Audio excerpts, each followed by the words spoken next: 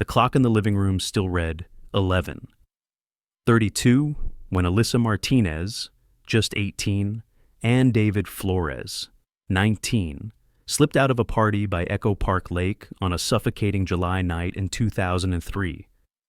The air was heavy, rising off the asphalt in waves, neon lights from the boulevard bleeding across the water. At 11:47 p.m., David jingled the keys to his familiar navy blue Honda Civic. Alyssa walked beside him, her hair tied high, clutching a small red purse. Together, they disappeared into the crowd, their headlights sweeping across the lake before the car turned toward the dark streets of Los Angeles. Now, imagine being the last person to see them alive. You watch their car roll past you, believing they're simply heading home, unaware that moment would echo for 20 years. How could two teenagers vanish in the heart of a city that never sleeps? No accident report, no witnesses, no car left behind, just silence swallowing them whole. Police divers scoured the lake, officers combed through alleys, and parents waited by phones that never rang. Yet the city offered no answers. It was as if the night itself conspired to erase them. And for 2 decades, that night remained frozen, a wound that refused to heal. This wasn't just another disappearance. It became one of Los Angeles' most haunting cold case files, a story of lost youth, shattered families, and the dangerous truth hiding behind ordinary faces. And here's where you come in. Before we dive into the shadows of this case, make sure you subscribe and tap the notification bell. You won't want to miss the moment when justice, delayed for 20 years, finally knocks on the door. The last sighting of Alyssa Martinez and David Flores was unremarkable, almost mundane. Friends remembered the final minutes of the Echo Park party, music thumping low through car speakers, neon reflections rippling across the water, and groups of teenagers drifting off in 2s and 3s toward their cars. For most, it was an ordinary Saturday night in Los Angeles.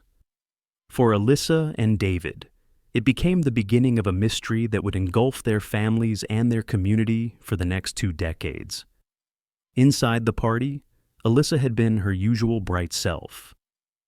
She wore a simple floral dress, her laughter carrying across the lakefront as she joked with friends. David, always the social one, flashed his easy smile while tossing his car keys in the air. Both had big plans for the fall. David was preparing to start at East Los Angeles College, hoping to study engineering, while Alyssa dreamed of nursing school, a career that would let her help others. They were the kind of kids neighbors described as good ones, the kind who didn't cause trouble, who studied hard, and who everyone believed had a future waiting just beyond high school graduation. But in Los Angeles, futures can vanish faster than the echo of a passing siren. Around midnight, as the party thinned out, Alyssa and David left the parking lot together. A witness remembered Alyssa clutching her small red purse while David unlocked the Civic, its navy blue paint dulled from years of use. Another thought they heard raised voices near the exit, but couldn't be sure. In the haze of music, alcohol, and chatter, details blurred. Within minutes, the Civic's headlights cut across the lake one final time before vanishing down Glendale Boulevard. Imagine for a moment you're walking out of a party yourself, seeing headlights sweep across the water. You think nothing of it, maybe even wave goodbye. But hours later, you learn those 2 people never made it home. Would your memory be sharp enough to recall details? Or would it dissolve like mist, leaving investigators with nothing solid to grasp? By the following morning, worry had already set in. Alyssa's mother, Elena, paced her living room, phone in hand, dialing her daughter's number over and over. Each ring ended in voicemail. Across town, in Boyle Heights, David's parents sat in their small apartment, Miguel gripping the landline receiver so tightly his knuckles turned white. David hadn't returned either. At first, They hoped the teens had decided to crash at a friend's place. But as hours passed, unease transformed into panic. By noon on Sunday, both families had filed missing persons reports with the LAPD. The initial police response was swift. Officers were dispatched to Echo Park Lake, retracing the route the teenagers were last seen taking. Patrol cars with flashing lights circled the area. Flyers with Alyssa and David's faces, marked in bold with the word "missing," began appearing on telephone poles and storefronts. Community members gathered to form search groups, combing the shoreline, questioning residents, and even checking abandoned buildings nearby. The LAPD called in their dive team. In the humid July heat, officers pulled on wetsuits and plunged into the murky water of the lake. Spectators gathered on the banks, whispering anxiously, as bubbles broke the surface and divers re-emerged with empty hands. No sign of the Honda Civic. No trace of Alyssa or David. Detectives turned to traffic cameras, hoping for a glimpse of the car leaving Echo Park. But in 2003, Los Angeles' surveillance system was limited. Many intersections weren't monitored at all, and those that were relied on grainy black and white video cassettes. Investigators sifted through hours of blurry footage, catching shadows of vehicles passing through the night, none clear enough to confirm as David's Civic. Witness statements trickled in, each one more contradictory than the last. A young woman recalled seeing Alyssa arguing with a man she didn't recognize near the parking lot. A taxi driver claimed he saw a blue car speeding down Glendale Boulevard just after midnight, but he couldn't recall the plate or even the model. A convenience store clerk swore two teenagers resembling Alyssa and David bought drinks that night, but the store's security camera had been broken for weeks. Every account was a puzzle piece, but none fit together. In a cramped conference room at the police station, detectives pinned photos of Alyssa and David to a whiteboard. Lines of red marker connected names of friends from the party, timelines of who left when, and addresses of possible witnesses. Yet the more they tried to connect the dots, the more the picture blurred. From the beginning, the investigation carried a sense of urgency. The media latched on quickly, broadcasting images of the missing teenagers across Los Angeles. Reporters crowded around police briefings, asking tough questions. Families of other missing youth reached out in solidarity, knowing the agony of uncertainty. But as days stretched into a week, the urgency began to thin. Still, the community refused to let go. Residents of Echo Park organized vigils by the lake, lighting candles along the shore. Flyers were plastered across neighborhoods, even taped to cash registers at small Mexican-owned shops. Classmates handed out leaflets on street corners, shouting Alyssa and David's names to strangers passing by. At first, the search united everyone in fear and determination. But without leads, that determination slowly frayed. Police did find something unusual in those early days: an abandoned, mud-soaked black jacket discovered along the banks of the Los Angeles River, a few miles from Echo Park. The jacket was logged into evidence, but with no clear connection to the teens and limited DNA technology in 2003, it was quickly dismissed as irrelevant. Filed away, forgotten. And here's where the frustration grows. If you were following the case back then, you might ask yourself, how does a jacket found so close to the disappearance get ignored? Couldn't it hold fibers, DNA, or some clue tying it to Alyssa or David? At the time, the answer was no. But hindsight would reveal that decision as a tragic oversight. If this shocks you, hit that like button right now. And drop a comment. 1. If you think this overlooked evidence was crucial. 0. If you think it was just coincidence. Your reactions help keep stories like this alive and remind us that forgotten evidence can sometimes hold the key. Back in 2003, though, the jacket became just another number in a pile of unsolved mysteries. And without a car, without witnesses, without any sign of struggle, investigators began running out of options.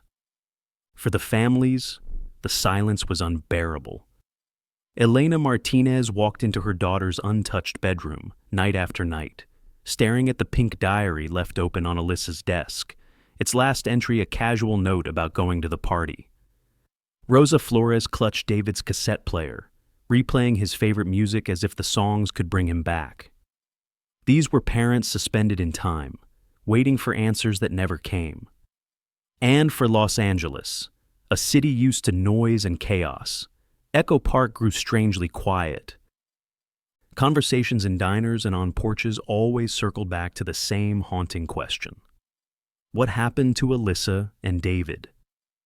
At first, the investigation carried the intensity of a citywide emergency. Patrol cars lined Glendale Boulevard, helicopters scanned the lake's perimeter, and LAPD officers knocked on doors of residents living within a mile radius of Echo Park. But within days, cracks began to show. The leads were scattered, fragile fragments of memory collected from tired teenagers who had been drinking, strangers passing through the neighborhood, and workers finishing late-night shifts. None of it fit neatly together. A young woman swore she'd seen Alyssa in a heated conversation near the parking lot with a man she didn't recognize.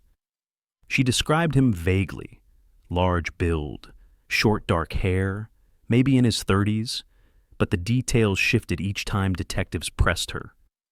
Another witness, a taxi driver, claimed he'd seen a dark-colored car speeding away around midnight, but he couldn't remember the make or license plate. When shown photos of a Honda Civic, he shrugged. It could have been that, or not. Perhaps most frustrating was the testimony of a convenience store clerk who said two young people matching Alyssa and David's descriptions came into his store shortly after midnight.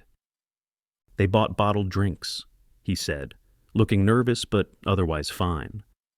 But when detectives asked for footage, the man sheepishly admitted the store's security camera had been broken for weeks. No tape existed. In investigations, timing is everything. The first 48 hours are often the most critical. Every hour that passes erodes memories, distorts perceptions, and gives potential suspects time to cover their tracks. For Alyssa and David, by the time Tuesday rolled around, detectives were no closer to answers than they had been the morning after the party. On Wednesday, while canvassing the Los Angeles River a few miles downstream, officers stumbled across a mud-soaked, black jacket tangled among reeds. It was waterlogged, heavy with silt, and smelled of decay. For a moment, hope surged. Perhaps it belonged to one of the missing teens. Perhaps it would contain fibers, hair, or blood that could point to what happened. The jacket was bagged and logged as evidence. But within hours, its potential value crumbled. In 2003, forensic technology was still years behind the precision it would later achieve. DNA testing required cleaner, fresher samples. Contaminated fabric often yielded inconclusive results. When technicians attempted an initial analysis, they reported no clear findings. The detectives in charge, under pressure from the media and the families, made a fateful decision. They marked the jacket as irrelevant and moved on. One short note entered into the file summarized its fate. No identifying information, unrelated to victims, disregard. Eights. It was a mistake that would haunt the case 2 decades later. But in those first weeks, no one knew the significance of what had been pushed aside. For the Martinez family, the days stretched into endless nights of waiting. Elena refused to take down Alyssa's photos from the living room wall. She kept the girl's room untouched, the floral comforter neatly folded, her favorite pink diary still lying open on the desk, pages filled with trivial entries about friends, homework, and the party she'd looked forward to. Every morning, Elena sat by the phone, dialing Alyssa's number despite knowing it would go to voicemail. The sound of her daughter's recorded voice, cheerful, routine, cut her heart like glass. She would whisper into the receiver, "Please, Alyssa, just come home." Eights. Raoul, Alyssa's father, coped differently. He poured his energy into driving around the city, stapling flyers to telephone poles and handing them out at gas stations. He plastered his daughter's face onto every corner he could reach, desperate to make the city itself remember that she was gone. For David's parents, Miguel and Rosa, the weight of absence was equally unbearable. Miguel stopped going to work at the small grocery shop they owned. Instead, he drove David's route from Echo Park to their Boyle Heights apartment over and over again, as if retracing his son's last steps would reveal the answer. Rosa refused to change the sheets on David's bed, leaving them exactly as they had been the night he vanished. His cassette player sat on the nightstand, still loaded with his favorite tape. Boing. Sometimes she pressed play, letting the music fill the room, pretending for a moment her son might walk back in. The parents clung to opposite extremes. Frantic activity on one end, stillness on the other. Both responses were symptoms of the same wound, hope battling despair. And here's where you feel the weight. If it were your child's face on that flyer, how long before hope turns into despair? How many days of silence could you endure before you began to wonder if the truth would ever come at all? Within the first week, the case dominated local broadcasts. Every major news station in Los Angeles ran segments on the missing teens. Evening news anchors flashed Alyssa and David's school photos across the screen while urging the public to call tip lines. Newspapers carried bold headlines. 2 teens vanish from Echo Park and City on Edge as search continues. Eights. At press conferences, police spokespeople stood behind podiums, flanked by the anguished families. Reporters filled the room, firing questions about leads, suspects, and timelines. Cameras captured Elena sobbing quietly into her husband's shoulder, Rosa clutching her son's photo, Miguel glaring into the crowd with eyes red from sleepless nights. But the longer the investigation dragged with no tangible results, the more the media narrative shifted. After 2 weeks, coverage slowed. After 3, it became an occasional mention, a footnote in crime, roundups overshadowed by other breaking stories, wildfires in Southern California, gang-related shootings, political scandals. For the families, the change felt like abandonment. The public who once rallied around them began to drift back to normal life. In those early days, Echo Park had been united in fear and solidarity. Residents organized volunteer search groups, handing out flashlights and maps, canvassing the neighborhood in teams. Churches held vigils, lighting candles by the lake's edge. Strangers left flowers and handwritten notes of encouragement for the families. But as the summer wore on, the crowds thinned. Flyers that once blanketed every telephone pole began to peel under the sun, their colors fading, the edges curling in the wind. Volunteers who had shown up daily stopped calling. The community, unable to live in a constant state of emergency, slowly returned to its routine. By September, only a few loyal neighbors continued to check in. The lakefront, once alive with nightly vigils, grew quiet again, its surface reflecting only the city lights. Detectives, too, began to falter. They had conducted hundreds of interviews, combed through hours of security footage, and followed dozens of false leads. Each dead end added to the frustration. Some in the department quietly began speculating that Alyssa and David had chosen to run away, a theory that devastated the families, who knew their children's characters and routines far too well. The file grew thick with reports, but thin with answers. Every piece of evidence, the blurred taxi memory, the unverified store sighting, the broken cameras, was a dead end. And the jacket, the one physical object that might have mattered, was buried under the weight of irrelevant stamps and forgotten paperwork. By the fall of 2003, the LAPD's task force scaled back. The case was still open, technically, but resources were redirected to other priorities. Officially, Alyssa and David remained missing persons. Unofficially, the case was already slipping into cold status. The impact on the families was catastrophic. Miguel and Rosa sold their grocery store to fund a private investigator, only to receive reports repeating what they already knew. No new leads, no suspects, no answers. Elena continued to print flyers, spending her savings on ink and paper, distributing them herself. Raul stopped attending family gatherings, unable to face questions he couldn't answer. Holidays became unbearable reminders. Alyssa's birthday passed in silence, her gifts unopened. David's seat at the dinner table remained empty, his chair untouched.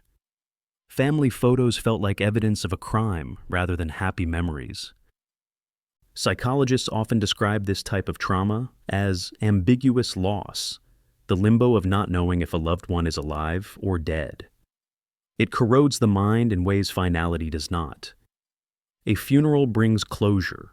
Disappearance brings endless replaying of scenarios, each one worse than the last. 3 weeks after the disappearance, the LAPD held a final major press conference. The family stood once more behind the podium, but the energy in the room was different. Fewer reporters filled the seats. The questions were sharper, tinged with frustration. A journalist asked bluntly, "Do you have any suspects?" "Eights."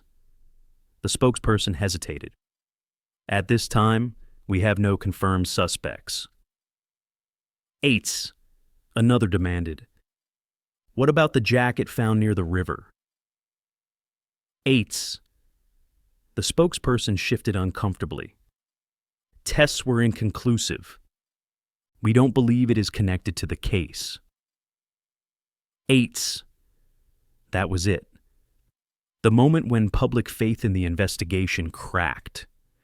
For the families, it was a betrayal. For the community, it was a signal that the case was slipping away. By winter, the names Alyssa Martinez and David Flores appeared less and less in the news. Their photos yellowed on bulletin boards. Their case files thickened with dust. The families remained frozen in their grief, clinging to whatever rituals kept their children's memories alive. Elena whispered goodnight to her daughter's photograph every evening. Rosa dialed David's voicemail weekly, leaving messages that vanished into the digital void. The community moved on. The police moved on. But the families never did. And you, watching this story unfold, what do you think? Should the police have pushed harder, tested that jacket again, refused to let the trail grow cold? Or was it inevitable that the case would fade into silence without stronger evidence? Comment below. Tell us if you believe the LAPD gave up too soon. If you agree they dropped the ball, write 1. If you think the evidence just wasn't there, write 0. Your voice helps us understand how these cold case files resonate even decades later. Because for Alyssa and David's families, silence was the cruelest answer of all. By the end of 2003, the Martinez and Flores case had already slipped from headlines into the margins of Los Angeles' endless crime blotter. Officially, it remained open. In practice, it was a file growing dusty in a cabinet, pulled out only when a detective needed to shuffle paperwork. For the families, however, time didn't move forward. Time stopped on that sweltering July night in Echo Park. Every day after was a hollow repetition, haunted by the absence of 2 young faces that had once filled their homes with laughter. Elena Martinez refused to alter her daughter's bedroom. For 20 years, It remained preserved like a fragile shrine. The pink diary on her desk stayed open on the last page Alyssa wrote, a page that spoke innocently of the party she'd been so excited to attend. The comforter remained neatly tucked, the scent of her favorite body spray lingering faintly in the air long after the bottle dried up. A framed family photo from a picnic by Echo Park, taken months before she vanished, sat dusty but unmoved on the shelf. Elena described it once to a neighbor. "If I change anything, it's like I'm admitting she's not coming back." She couldn't bear that. Across town in Boyle Heights, Rosa and Miguel kept David's bedroom untouched as well. His bedspread, a set of blue sheets he'd picked out himself, was still neatly smoothed. On the wall, a poster of his favorite band had begun to curl at the corners, the colors fading under 2 decades of sunlight. His cassette player, with a worn tape still inside, sat ready to play. Sometimes, Rosa would press the button just to hear the crackle of static, then the faint music her son had loved. She said it made her feel like he was close, even if only for a few minutes. This was the psychology of ambiguous loss, a state where closure never comes, where parents live suspended between life and death, unwilling to accept one, unable to deny the other. Outside their homes, Los Angeles changed again and again. Echo Park Lake, once ringed with cracked pavement and dim streetlights, was renovated into a glossy tourist attraction with jogging paths and manicured gardens. Hipster cafes and boutique shops sprouted around the neighborhood. The lake became a backdrop for Instagram photos, joggers, and couples on paddle boats. To the casual visitor, Echo Park was thriving. To Elena and Raul, every improvement was a wound. They walked past new restaurants where flyers for Alyssa had once hung, now replaced by trendy posters for concerts. The shoreline where candles once flickered during vigils now gleamed with polished railings and well-lit paths. The transformation felt like the city was rewriting history, erasing the traces of their daughter's absence. David's parents felt the same in Boyle Heights. The neighborhood changed with waves of gentrification, old shops closing, new businesses arriving. Their grocery store, once sold to fund the hopeless private investigation, was replaced by a sleek coffee house. Customers sipped lattes where Rosa had once watched David's stock shelves as a boy. The city moved forward. Their children did not. In the early years, neighbors still remembered to check in. Candles were lit at anniversaries, vigils held by the lake. But as years stretched into decades, the gatherings shrank. By the 10th anniversary, only a handful of close friends and family stood by the water, holding photos and whispering prayers. By the 15th, sometimes only the parents came. Conversations that had once swirled around Echo Park. Have you heard anything?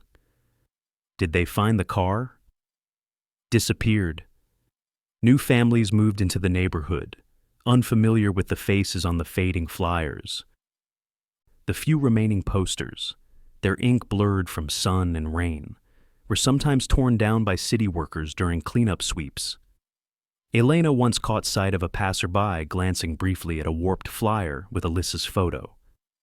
The person looked for 2 seconds, then walked on without a word. That fleeting indifference cut deeper than silence. Despite the fading public memory, both families clung to rituals as lifelines.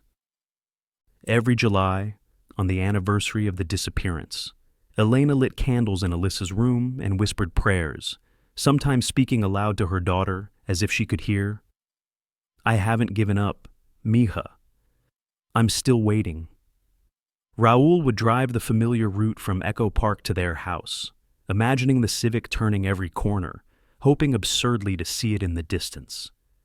In the Flores household, Miguel played David's favorite cassette at full volume on anniversaries, filling the apartment with echoes of the past. Rosa baked his favorite dish, chicken mole, even though no one could bring themselves to eat it.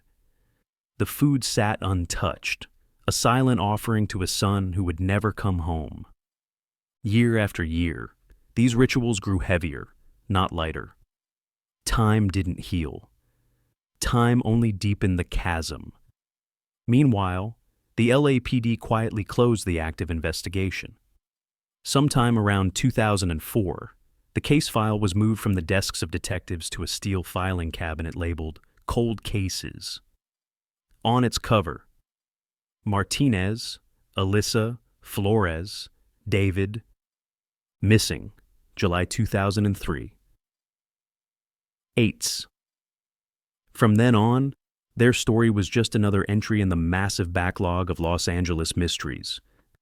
Their names became just another folder in the cold case files. That phrase carried a cruel reality. Inside the file were police notes about witness interviews, maps of Echo Park with red circles drawn around the lake, and the brief line about the jacket found near the Los Angeles River, dismissed, irrelevant, sealed in plastic, and left to rot. The jacket, like the case, was forgotten. Detectives rotated in and out of the department, some reading the file briefly, others never touching it at all.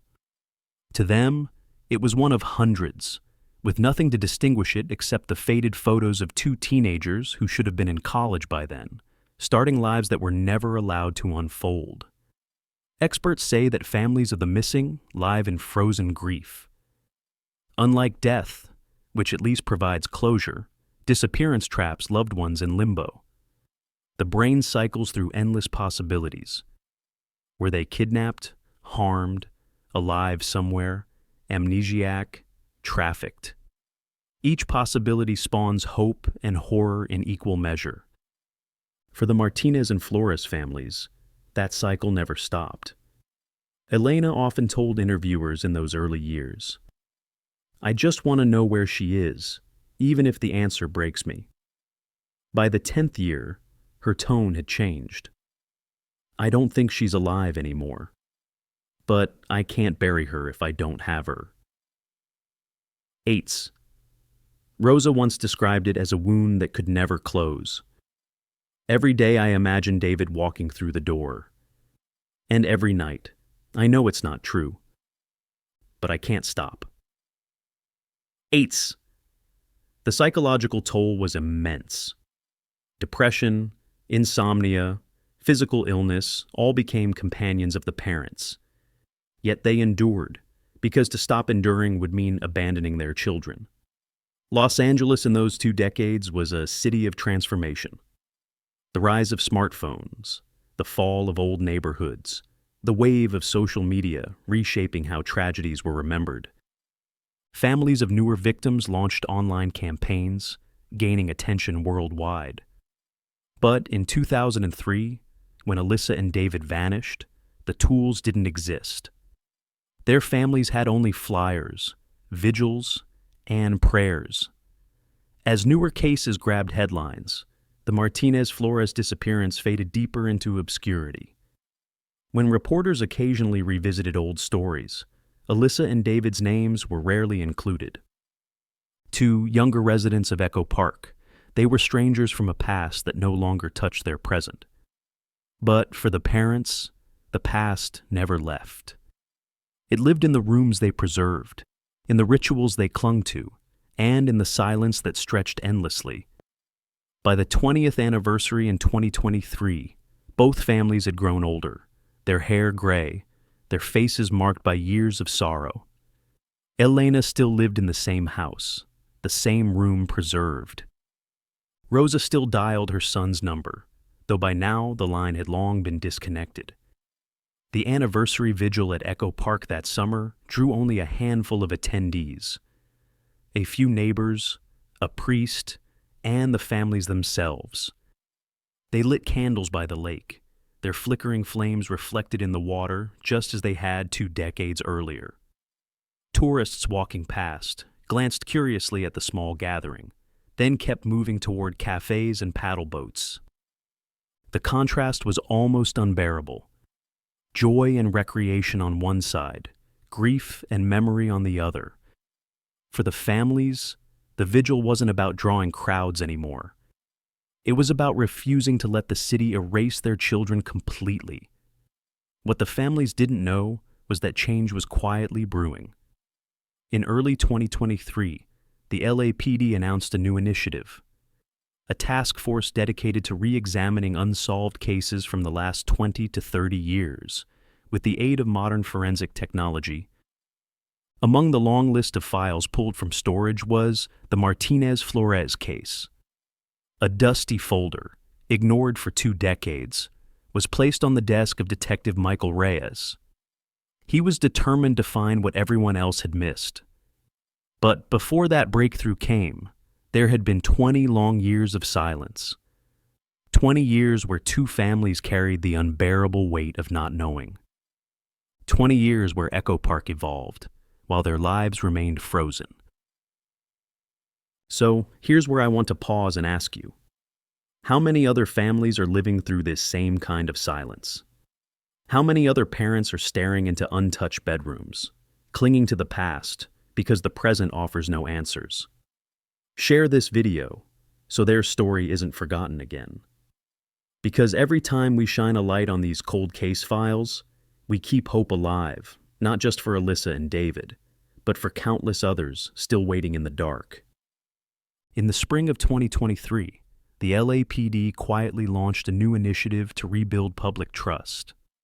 Facing years of criticism for neglecting victims' families, the department announced a special task force dedicated to reopening unsolved disappearances and murders from the past 2 to 3 decades. Among the thick stack of folders pulled from storage was one that hadn't been touched in nearly 20 years. A beige binder with a faded label. Martinez, Alyssa, Flores, David, missing, July 2003. Eights, Detective Michael Reyes, a veteran in his 40s, was assigned the case. He had joined the force as a rookie the same year Alyssa and David vanished. Back then, he'd heard older detectives talking about the disappearance of 2 kids at Echo Park, a case that had haunted the community. Now, 2 decades later, the file landed on his desk. To him, it wasn't just paperwork. It was personal. Reyes spent nights poring over the old documents. Witness statements, grainy photos, timelines scrawled in fading ink. The contradictions were clear. The taxi driver who wasn't sure of the car, the convenience clerk with a broken camera, the young woman who thought she saw Alyssa arguing with someone near the parking lot. It was the kind of case that slipped into limbo not because there was no truth, but because the truth was buried under noise. Then he noticed the note about the jacket. Buried in the middle of the file was a short entry. Black jacket found near Los Angeles River. No identifying information. Tests inconclusive. Unrelated. Eights. Reyes leaned back in his chair, tapping the file. He knew how crude DNA technology had been in 2003. Samples that yielded nothing back then might tell a different story now. He made the call immediately. Pulled the jacket from evidence. In a climate-controlled evidence room, staff pulled a dust-coated plastic bag from the shelves. Inside lay the rotting black jacket, seams frayed, fabric stiff with age and mud. To anyone else, it looked like garbage. To Reyes, it looked like opportunity. He sent it to the LAPD's modern DNA lab. Technicians carefully extracted samples from the cuffs, collar, and inner lining, places where skin cells or blood were most likely to cling. The machines whirred. Hours turned to days. Reyes waited, pacing his office, staring at the faded photos of Alyssa and David on the whiteboard. When the results arrived, they hit like lightning. Female DNA was detected, matching the sample Alyssa's family had provided back in 2003. But there was more. A second profile. Male. Strong.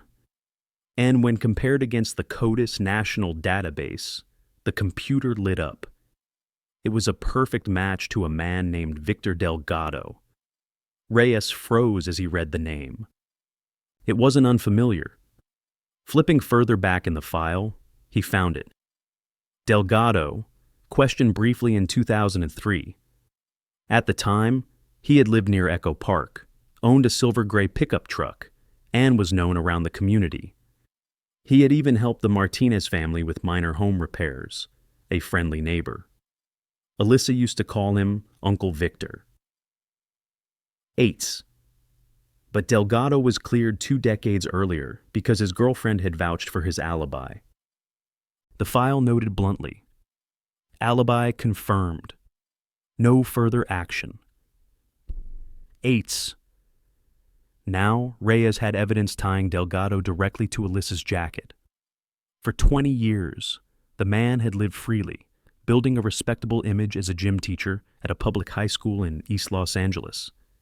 He coached sports, volunteered in the community, even won Teacher of the Year once.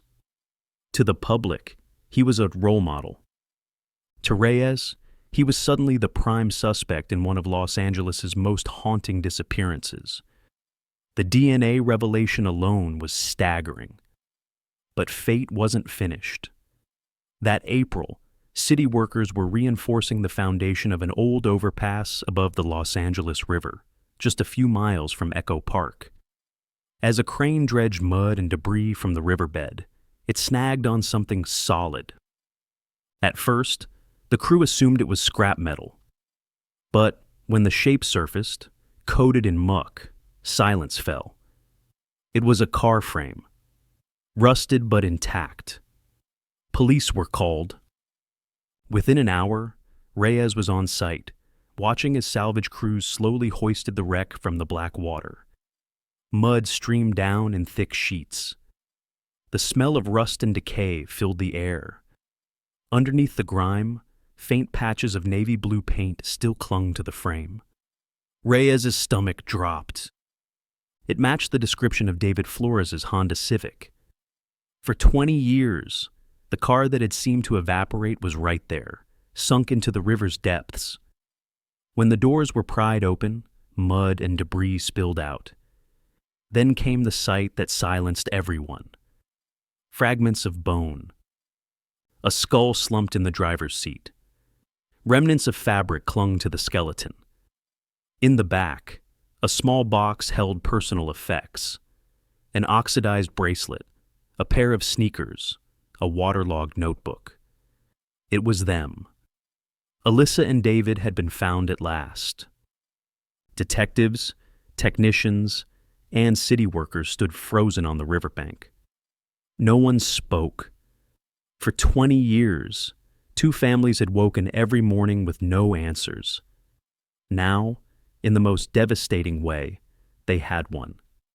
And here's where I want you to place yourself. If you were standing at that riverbank, watching bones spill out of that rusted car, would you breathe? Would you be able to stand still, or would the weight of 20 years crush you to the ground? It was the kind of moment that redefined not only an investigation, but an entire community. Before the news hit the airwaves, Reyes and a female colleague drove to Boyle Heights to speak to the Martinez family in person. The small yellow house looked worn from years of sorrow.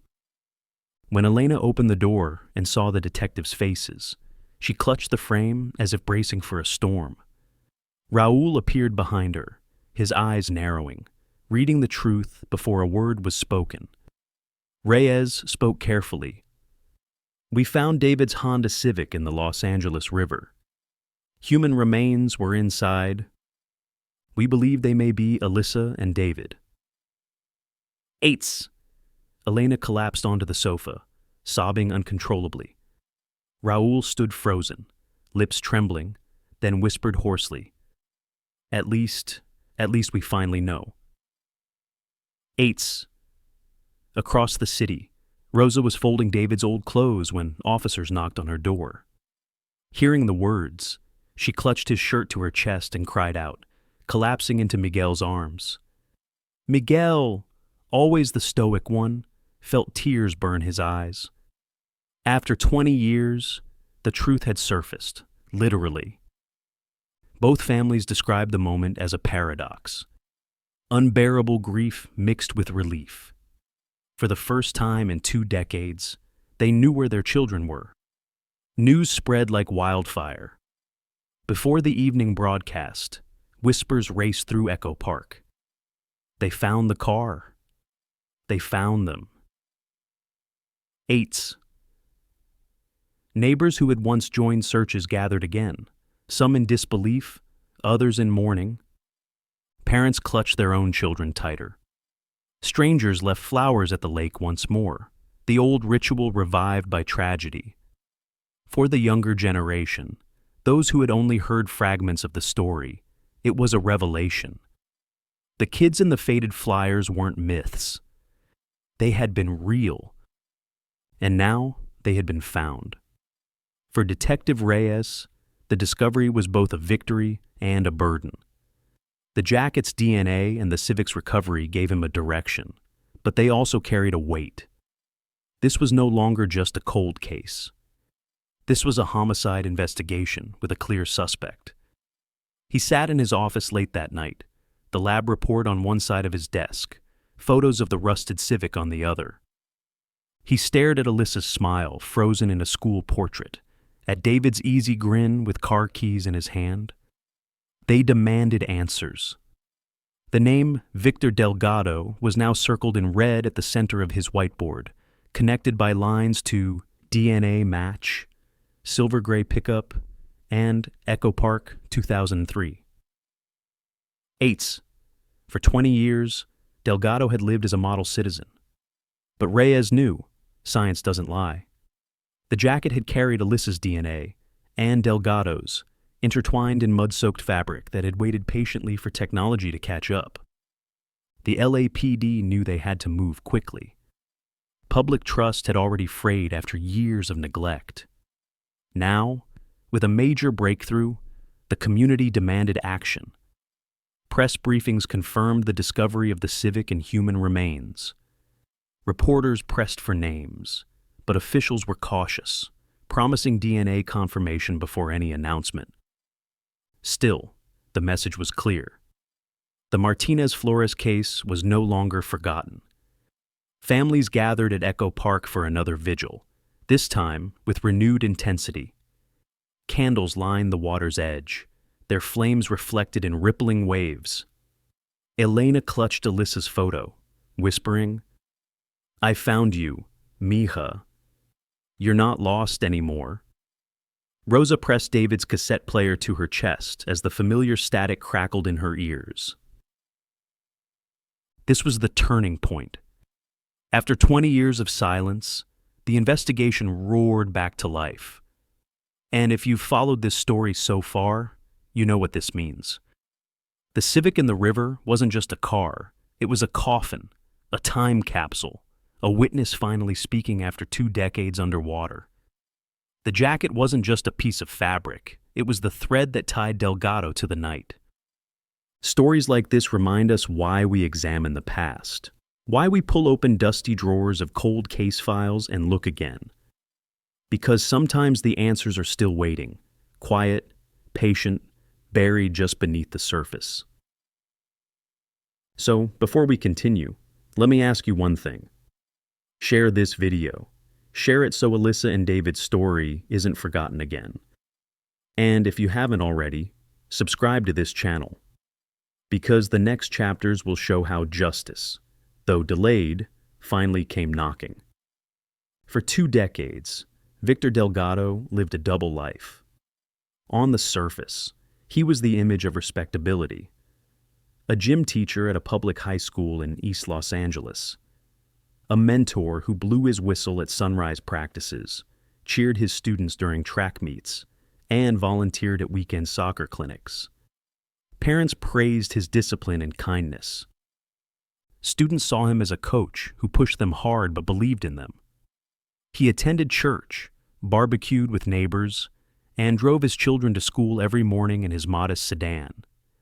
He had awards framed on his office wall, Teacher of the Year, Community Role Model. To anyone looking in, Delgado was a pillar of the community. But behind the whistle and the smile was a secret so dark it could never be erased. Each time he laughed with his students, each time he shook a parent's hand, he carried the memory of that night in July 2003 when he pushed a car and two young lives into the Los Angeles River. Psychologists say some killers create masks, roles they play so convincingly that even their families, friends, and colleagues believe the act. For Delgado, his mask was the model citizen. But masks don't erase guilt, they only bury it.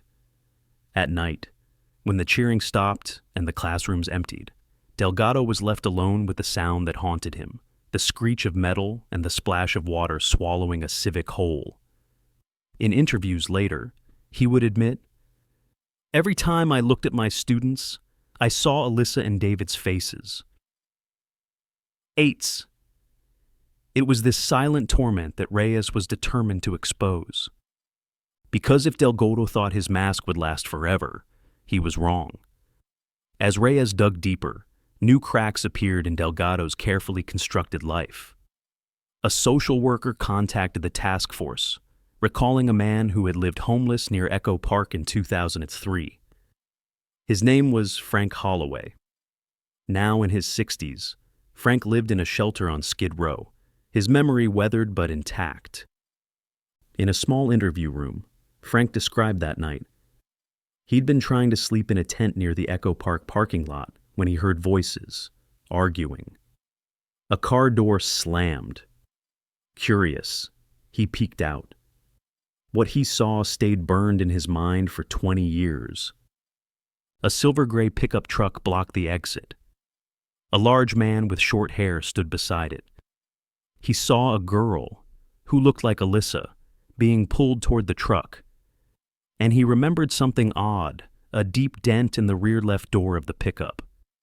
When Reyes showed Frank old photos from the case file, his hand trembled over Victor Delgado's picture. "I can't be 100%, he said, voice shaking. "But he looks like the man I saw." Eights. It wasn't definitive, but it connected Delgado to the memory of that night. And in cold case investigations, even fragments mattered, especially when they aligned with hard DNA evidence.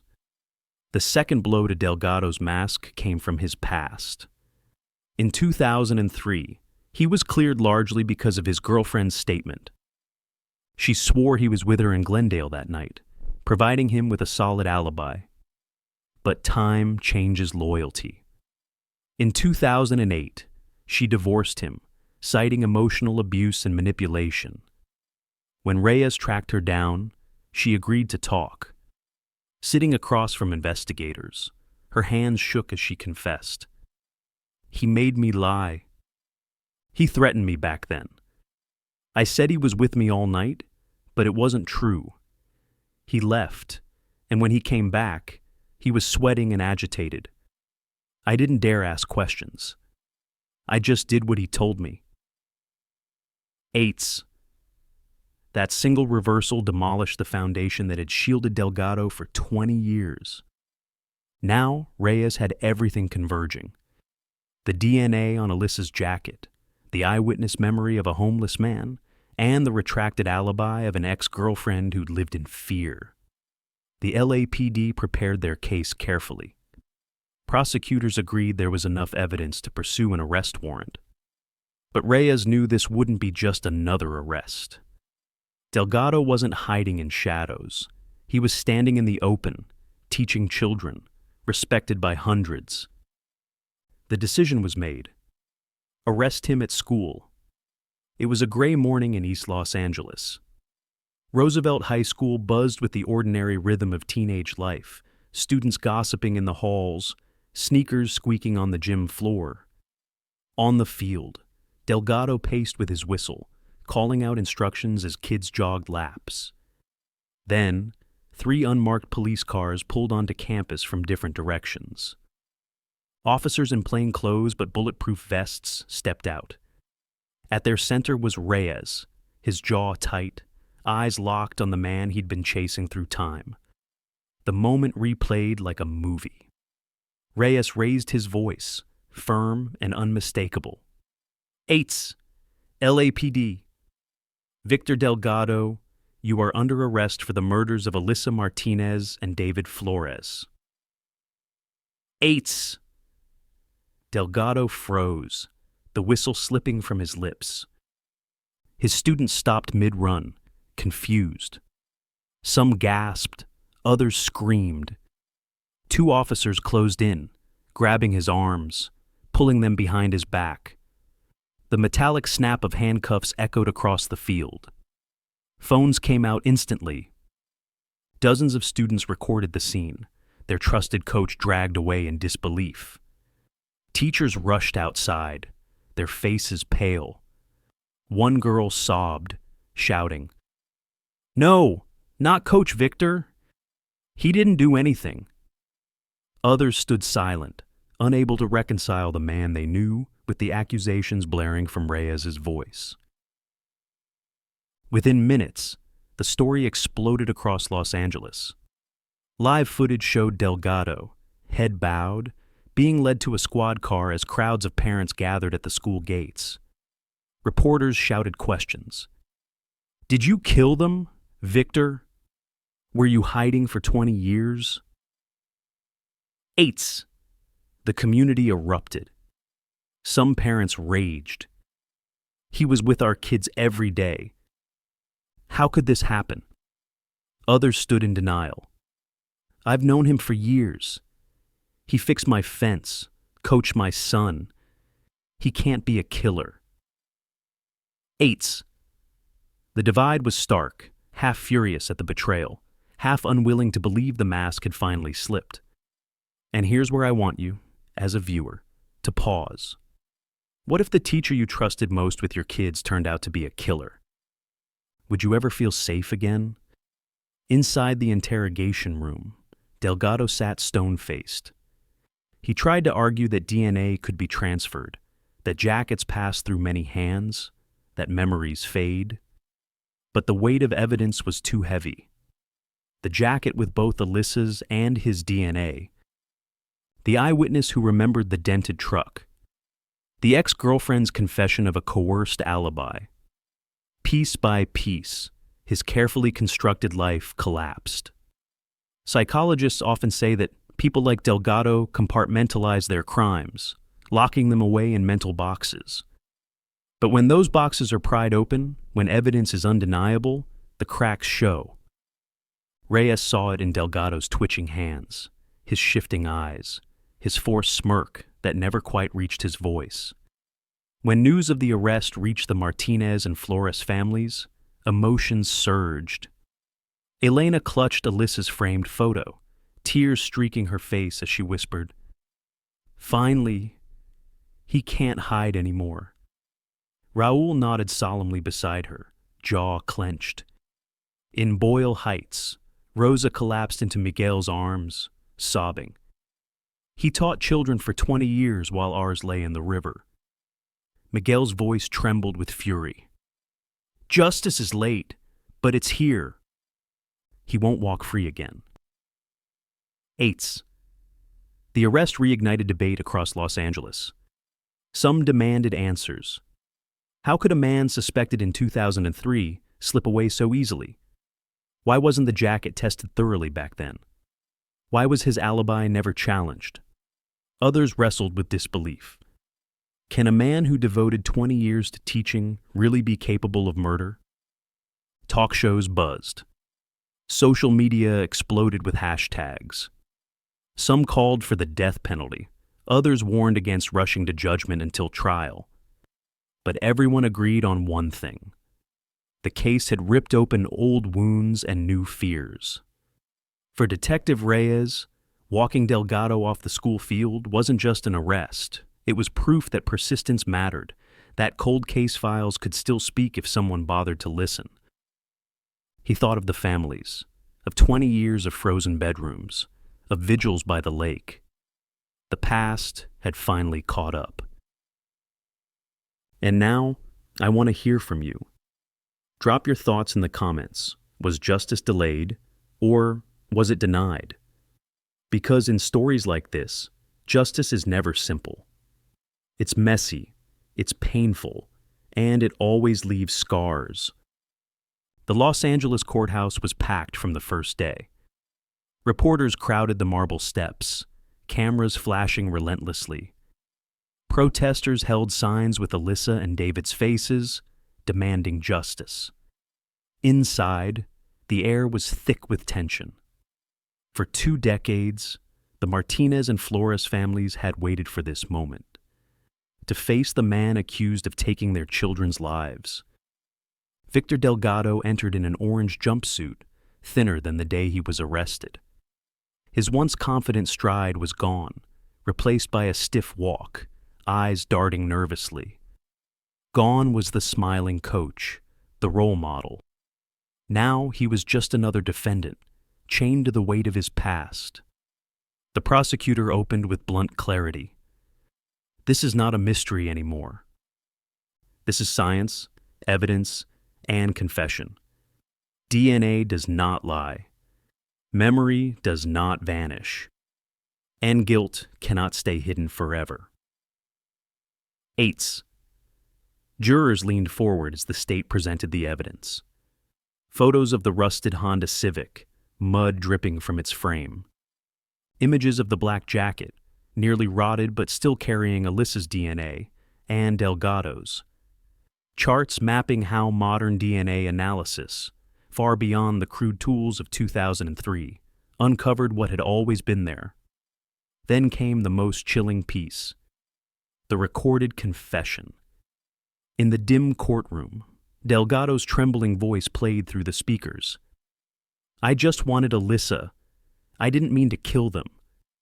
It spiraled out of control. I pushed the car into the river. I walked away. Eights. Silence fell. Elena buried her face in Raul's shoulder. Rosa clutched Miguel's hand so tightly his knuckles turned white. Even jurors averted their eyes. And here's where you, the viewer, must imagine yourself there. If you were in that courtroom, hearing his trembling voice, would you believe it was an accident? Or would you hear the calculated choice of a man who had 20 years to live with his lies? Delgado's lawyer tried to paint another picture. Yes, Delgado was guilty of involvement, but not of murder. He argued it was a tragic accident, an impulsive act of fear, not premeditation. My client lived 20 years as an exemplary citizen, he told the jury. A cold-blooded killer does not coach children, earn community awards, and dedicate himself to others. He panicked. That does not make him a monster. Eights. But the prosecution fired back. Living a double life was the very definition of manipulation. He fooled you for 20 years, they said. That does not erase what he did. It makes it worse. Eights. For psychologists observing, Delgado's breakdown followed a classic pattern. For years, he compartmentalized, locking away the memory of that night, building a false persona. But when confronted with undeniable DNA, eyewitness testimony, and his ex-girlfriend's reversal, the compartments shattered. In court, his body language betrayed him. He tapped the table nervously, his shoulders slumped, his eyes hollow. The confident teacher who once stood tall on a school field now looked like a man crushed by the return of reality. It was the unraveling of a mask that had lasted 20 years. And when masks fall, they rarely come off clean. During the victim impact statements, the families finally had their voices heard in the court. Elena Martinez stood before the jury, clutching Alyssa's photo. Her voice shook, but her words were sharp. For 20 years, I wondered if my daughter was cold, scared, alive, or dead. Now I know. And the man who did it coached children, smiled at neighbors, lived free. My daughter had no such chance. Don't call that an accident. Call it what it is. Murder. Eights. Rosa Flores spoke next, holding David's old cassette player. Tears streamed down her face as she whispered, "David was a protector. He died trying to protect Alyssa. And I can't accept that his courage was answered with silence for 20 years. He deserved better." Eights. The courtroom wept with them. Even seasoned reporters wiped their eyes. Outside the courthouse, Los Angeles was split.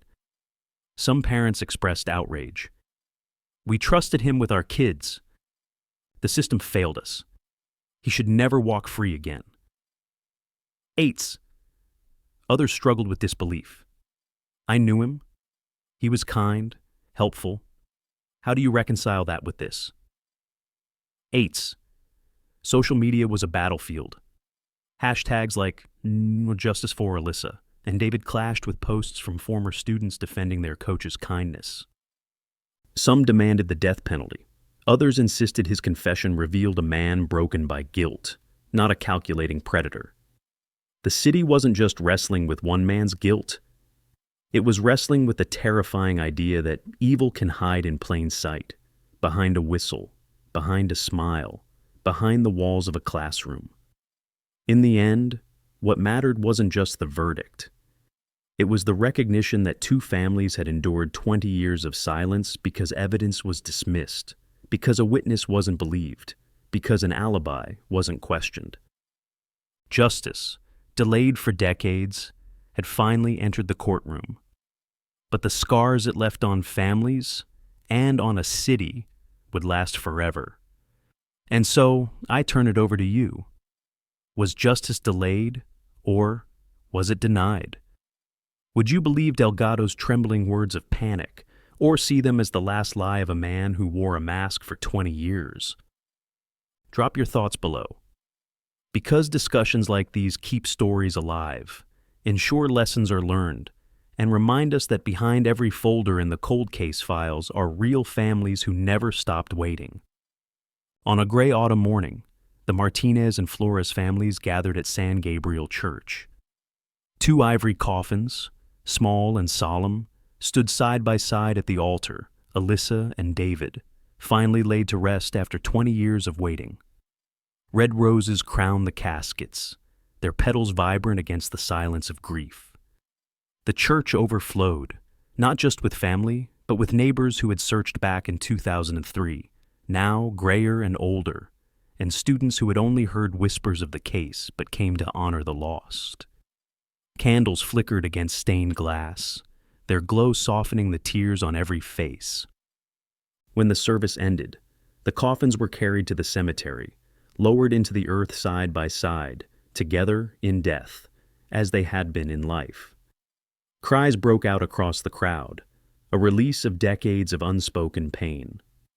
Detective Michael Reyes stood quietly until he was invited to the podium. His voice was steady, but his words carried weight. Eights. No case is truly cold if someone dares to seek the truth. Justice may sleep, but it never dies. Alyssa and David waited 20 years, but today, their voices are finally heard. Eights. The church erupted in applause mixed with sobs. For the families, those words weren't just ceremony, they were proof that their children had not been forgotten. The case left behind more than sorrow. It left lessons for Los Angeles and beyond. It proved the power of forensic science. Technology that once failed in 2003 now cracked a mystery wide open. It reminded communities that vigilance matters, because sometimes those we trust most hide the darkest truths. And above all, it showed the resilience of families who refuse to let silence win. This proves cold case files are never dead. They wait in dusty cabinets, but with persistence, they can still speak, still deliver justice, no matter how late. If this story moved you, don't let it end here. Subscribe to the channel, join our growing community, and stand with families still waiting. Because in future episodes, we'll uncover more secrets buried deep inside other cold case files, stories that deserve light, justice, and remembrance. Justice delayed is not justice denied. And together, we can make sure no one is forgotten again.